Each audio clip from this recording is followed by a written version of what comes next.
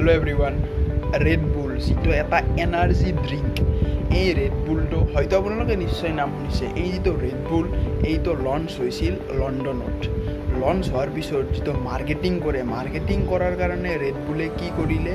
TV আৰু যি radio' আছিল তেতিয়া ৰেডিঅ' আৰু টিভিত এড চলোৱাৰ পিছত অলপ চলপ বিক্ৰী হ'ল কিন্তু সিমান এটা ছাকচেছ হ'ব পৰা নাছিল তাৰ কাৰণে ৰেড বুলে এটা অদ্ভুত মাৰ্কেটিং ষ্ট্ৰেটেজি ল'লে আৰু সেইটো আছিল কি যে ৰাস্তা ডাষ্টবিন এইবিলাকত যিটো ৰেড বুল তাৰে খালী টেমা বটলবিলাক পেলাই থৈ আহিলে যেতিয়া থৈ আহে মানুহবিলাকে ভাবে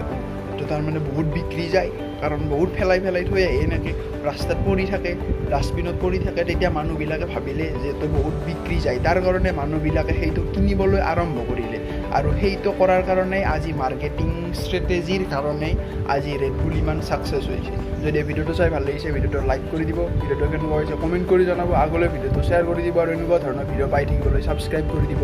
ধন্যবাদ